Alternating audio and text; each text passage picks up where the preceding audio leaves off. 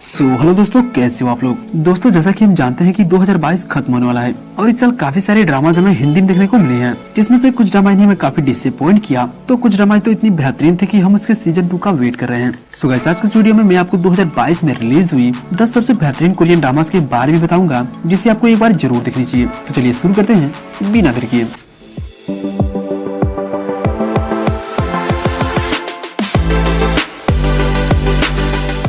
हमारे लिस्ट में नंबर 10 पे जो कोरियन ड्रामा आता है उसका नाम है बिजनेस प्रपोजल। ये 2022 का एक कॉमेडी रोमांस ड्रामा है जिसे IMDb ने 8.1 आउट ऑफ 10 की रेटिंग दी है। इस ड्रामे की स्टोरी है सिनहारी की, जो एक बहुत बड़ी कंपनी में काम करती है। एक दिन उसकी एक दोस्त ब्लाइंड डेट पे जाने वाली होती है, लेकिन कुछ कारणों की वजह से वह ब्लाइंड डेट पे नहीं जा पाती, जिसके बाद वो सिनहारी को अपनी जगह भेज देती है। जब सिनहारी वहाँ पे जाती है तो उसकी मुलाकात कांग ताइनो से होती है, जो उसी के कंपनी का CEO होता है, यानी कि वो सीधा सीधा अपने बॉस को ही डेट कर रही होती है। तो अब आगे इस ड्रामे के अंदर क्या सारी कॉमेडी क्रिएट होती है, यही आपको इस ड्रामे के अंदर देखना होगा। इस ड्रामे के अंदर कुल 12 एपिसोड्स हैं, जिसका हर एक एपिसोड करीब 60 मिनट के आसपास रखा गया है, जिसे आप मेरे टेलीग्राम चैनल से हिंदी में डाउनलोड करके देख सकते हैं। मुझे बस अपना डर कंट्रोल करना होगा और एक्टिंग करनी होगी। 8000 वॉन का सवाल है, तुम ये कर सकती हो हारी, मतलब यंग जाओ। लीजिए ना। जरूर।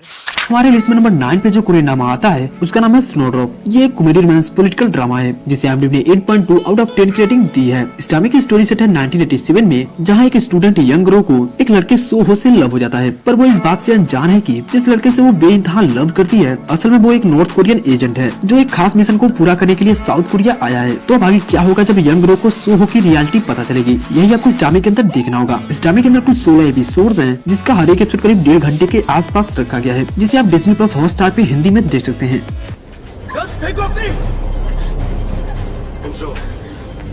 तुम बच नहीं पाओगे।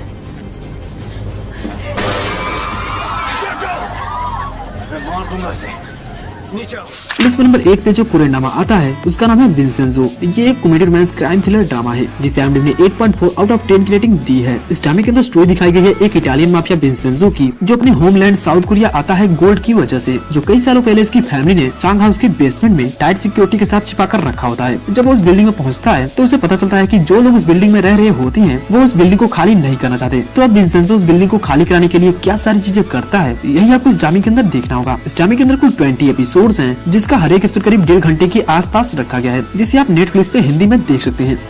अगर तूने दोबारा मुझे हाथ लगाया तो हाथ काट के फेंक दूंगी कमीने। अपन पे हाथ डाला? तेरी लड़की तो गई। रुको।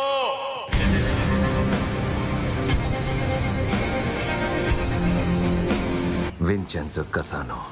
लिस्ट में नंबर 7 पे जो कोरियन ड्रामा आता है उसका नाम है द साइलेंट सी। ये एक science fiction mystery horror drama है जिसे IMDb ने 6.9 आउट ऑफ 10 की रेटिंग दी है। इस ड्रामे के अंदर स्टोरी दिखाई गई है फ्यूचर की, जहां अर्थ पर पानी खत्म हो चुका है, इसलिए अब कुछ एस्ट्रोनॉट्स को चांद पर भेजा जाता है कुछ सैंपल्स लाने के लिए। लेकिन वहां पहुंचने के बाद उनका सामना एक ऐसे मिस्टीरियस चीज से होता है जो उन्हें ऐसा करने से रोकता है। तो आखिर वो मिस्टीरियस चीज है क्या, और क्या वो सैंपल लाने में कामयाब हो पाएंगे या नहीं, यही आपको इस ड्रामे के अंदर देखना होगा। इस ड्रामे के अंदर टोटल 8 एपिसोड्स हैं, जिसका प्रत्येक एपिसोड करीब 50 मिनट के आसपास रखा गया है, जिसे आप नेटफ्लिक्स पे हिंदी में देख सकते हैं। कुछ तो है यहाँ पर आखिर क्या हुआ होगा? कैप्टन, एक बायो सिग्नल हमारी तरफ आ रहा है, वो ठीक हमारे सामने है। लिस्ट में नंबर 6 पे जो कोरियन ड्रामा आता है उसका नाम है स्वीट होम। ये एक science fiction action horror drama है जिसे IMDb ने 7.3 आउट ऑफ 10 की रेटिंग दी है। इस ड्रामे की स्टोरी है ह्यूनसू की, जो अपने पेरेंट्स के डेथ के बाद एक अपार्टमेंट में शिफ्ट हो जाता है। एक दिन उसे पता चलता है कि उसके अपार्टमेंट के सारे लोग मॉन्स्टर बन रहे हैं, जिसके बाद वो अपने दोस्तों को बचाने के चक्कर में एक घर में फंस जाता है। तो अब आगे वो किस तरह से सर्वाइव करता है और क्या वो भी मॉन्स्टर बनता है या नहीं बनता है, यही आपको इस ड्रामे के अंदर देखना होगा। इस ड्रामे के अंदर कुल 10 एपिसोड्स हैं, जिसका प्रत्येक एपिसोड करीब 50 मिनट के आसपास रखा गया है, जिसे आप नेटफ्लिक्स पे हिंदी में देख सकते हैं। मेरे प्यारे देशवासियों, हम इमरजेंसी की घोषणा करने वाले हैं। अपने घरों से बाहर मत निकलिए। लिस्ट में नंबर 5 पे जो कोरियन ड्रामा आता है उसका नाम है all of us are dead. ये एक science fiction zombie horror drama है जिसे IMDb ने 7.5 आउट ऑफ 10 की रेटिंग दी है। इस ड्रामे के अंदर स्टोरी दिखाई गई है एक स्कूल की, जहां एक लड़की को वायरस से इन्फेक्टेड चूहा काट लेता है, जिसके बाद वो लड़की ज़ॉम्बी बन जाती है और फिर धीरे धीरे ये वायरस पूरे स्कूल में फैल जाता है। तो अब इस वायरस से बचे हुए स्टूडेंट खुद को कैसे सर्वाइव करते हैं, यही आपको इस ड्रामे के अंदर देखना होगा। अगर आप ज़ॉम्बी वाली मूवीज या सीरीज देखना पसंद करते हैं तो ये ड्रामा आपको एक बार जरूर देखनी चाहिए। इस ड्रामे के अंदर कुल 12 एपिसोड्स हैं, जिसका प्रत्येक एपिसोड करीब 1 घंटे के आसपास रखा गया है, जिसे आप नेटफ्लिक्स पे हिंदी में देख सकते हैं। मैं तेरे साथ हूँ, बस हाथ मत छोड़ना।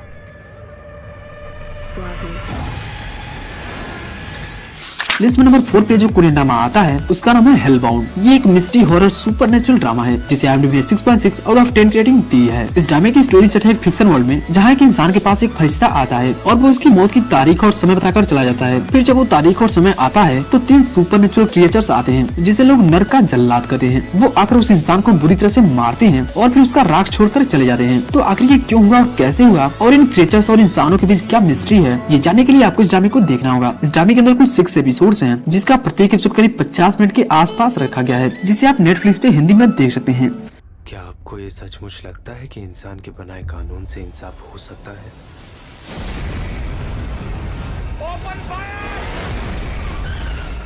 लिस्ट नंबर 3 पे जो कोरियन ड्रामा आता है उसका नाम है जुवेनाइल जस्टिस। ये एक लॉ ड्रामा है जिसे IMDb ने 8 आउट ऑफ 10 रेटिंग दी है। इस ड्रामे की स्टोरी में हम देखते हैं एक 13 साल के बच्चे को जो एक 8 साल के बच्चे का मर्डर कर देता है और वो एकदम बेफिक्र होता है क्योंकि वो एक जुवेनाइल है। लेकिन जो इस ड्रामे की मेन लीड जज होती है वो बाल अपराधियों से बहुत ज्यादा नफरत करती है और उसका मानना है कि चाहे वो अंडर एज हो या ओवर एज हो, अगर जुर्म किया तो सजा मिलनी चाहिए। तो क्या वो बाल अपराधियों को सजा दे पाती है या नहीं, यही आपको इस ड्रामे के अंदर देखना होगा। इस ड्रामे के अंदर कुल 10 एपिसोड्स हैं जिसका प्रत्येक एपिसोड करीब 1 घंटे के आसपास रखा गया है, जिसे आप नेटफ्लिक्स पे हिंदी में देख सकते हैं। हम क्या किसी को अपराधी बनाने के लिए हैं? हमें उनके अंदर कानून का डर पैदा करना होगा, समझाना होगा कि अगर जुल्म करोगे तो सजा भुगतनी पड़ेगी। लिस्ट में नंबर 2 पे जो कोरियन ड्रामा आता है उसका नाम है माय नेम। ये एक क्राइम थ्रिलर एक्शन ड्रामा है जिसे IMDb ने 7.8 आउट ऑफ 10 की रेटिंग दी है। इस ड्रामे की स्टोरी है यूनजी की, जिसके फादर एक माफिया के लिए काम करते हैं। एक दिन उसके फादर की मिस्टीरियस तरीके से मर्डर हो जाती है और उनके कातिल का कोई पता नहीं चलता। यूनजी अपने पिता के कातिल का पता लगाने के लिए पुलिस के पास जाती है, लेकिन पुलिस उसकी कोई मदद नहीं करती। फिर वो अपने पिता के माफिया गैंग में शामिल हो जाती है और अपने पिता के कातिल को ढूंढने की कोशिश करती है। इस ड्रामे के अंदर टोटल 8 एपिसोड्स हैं जिसका प्रत्येक एपिसोड करीब 50 मिनट के आसपास रखा गया है, जिसे आप नेटफ्लिक्स पे हिंदी में देख सकते हैं। मैंने उसे नहीं मारा तो जीने का क्या मतलब है फिर?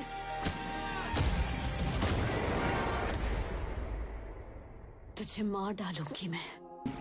हमारे लिस्ट में नंबर 1 पे जो कोरियन ड्रामा आता है उसका नाम है स्क्विड गेम। ये एक क्राइम थ्रिलर मिस्ट्री ड्रामा है जिसे IMDb ने 8 आउट ऑफ 10 की रेटिंग दी है। वैसे तो इस ड्रामे की स्टोरी बताने की कोई जरूरत नहीं क्योंकि काफी सारे लोगों ने इसे ऑलरेडी देख रखा है, फिर भी मैं इस ड्रामे की थोड़ी सी स्टोरी बता देता हूँ। इस ड्रामे की स्टोरी है कुछ बैंकक्रप्ट लोगों की जो बैंक से कर्ज लेने की वजह से काफी सारी परेशानियों का सामना कर रहे होते हैं। एक दिन उन्हें एक ऑफर मिलता है जिसमें उन्हें एक बच्चों वाला गेम खेलना होता है, जिसमें जीतने वाले को ढेर सारा कैश दिया जाता है और हारने वाले को सीधा ऊपर भेज दिया जाता है। तो अब इस गेम में कौन हारता है और कौन जीतता है, ये जानने के लिए आपको इस ड्रामे को देखना होगा। गाइस, ये ड्रामा वर्ल्ड वाइड काफी ज्यादा फेमस है, इसलिए हो सकता है कि 2023 में हमें इसका सीजन 2 भी देखने को मिल जाए। सो गाइस, आप इसमें से किस ड्रामे के सीजन 2 के लिए सबसे ज्यादा एक्साइटेड हैं, मुझे कमेंट्स में जरूर बताएं और ऐसी ही और वीडियोस के लिए चैनल को सब्सक्राइब कर लें। मिलते हैं ऐसी ही एक और इंटरेस्टिंग वीडियो में, तब तक के लिए बाय बाय।